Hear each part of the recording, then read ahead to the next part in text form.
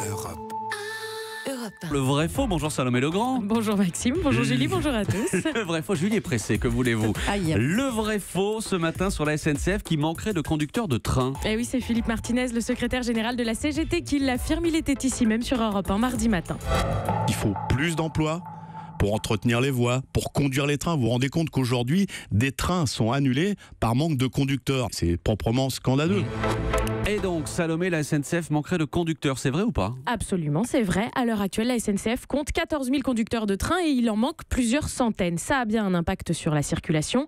Ces dernières années, la SNCF a été contrainte à des suppressions pures et simples de TER en heures creuses et sur plusieurs semaines. Elle affirme que ça s'améliore, mais il reste des zones tendues comme l'Île-de-France, les Hauts-de-France, Auvergne-Rhône-Alpes et Provence-Alpes-Côte d'Azur. Mais cette pénurie, Salomé, comment est-ce qu'on l'explique? Parce que la SNCF n'a pas bien anticipé les départs en retraite et que le recrutement est très laborieux. D'après la Fédération Générale Autonome des Agents de Conduite, l'entreprise reçoit un peu plus de 90 000 CV par an, mais seulement 1% arrivera au stade de la formation. Le premier gros écrémage a lieu dès les réunions d'information sur le métier. Être conducteur de train, c'est dormir en moyenne 3 jours par semaine hors de chez soi. C'est aussi n'avoir que 12 week-ends samedi-dimanche par an, ou encore ne pouvoir partir en vacances en juillet-août qu'une fois tous les 5 ans à peu près.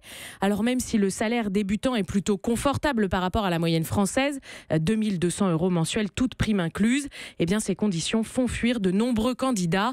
En général, sur une salle de 300 personnes, il n'en reste plus qu'une dizaine quand la présentation s'achève. Et ensuite ? Et ensuite, ce sont les tests psychologiques et médicaux, nouveaux tamis. Le contrôle de la vision, de l'audition ou du cholestérol, par exemple, sont extrêmement contraignants. Et les nouvelles générations échouent notamment sur 2 points. Les tests d'audition, ils ont l'ouïe affaiblie par la consommation de musique, partout et parfois trop fort. Or, c'est très important car la conduite d'un train est ponctuée par de nombreux signaux sonores pour contrôler l'attention du conducteur notamment.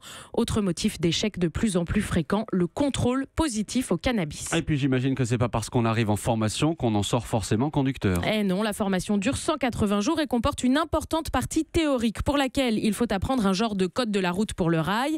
Signalisation, connaissance de la machine, du moteur, 7 tomes, plus de 1000 pages. C'est extrêmement dense. Il n'y a que 70% de réussite à l'issue. Du coup, même si les centres de formation sont bondés, ça ne compense toujours pas le manque d'effectifs. La SNCF tente donc d'attirer de nouveaux profils avec des méthodes de recrutement différentes. L'an dernier, elle proposait à ses conducteurs franciliens de parrainer une recrue avec un chèque cadeau de 50 € à la clé, si et seulement si la recrue était embauchée à la fin. Et depuis 2 ans, elle a aussi ouvert un MOOC, c'est-à-dire une formation en ligne pour aider à se projeter dans le métier. Le vrai faux signé ce matin, Salomé Legrand. Merci Salomé. Europe.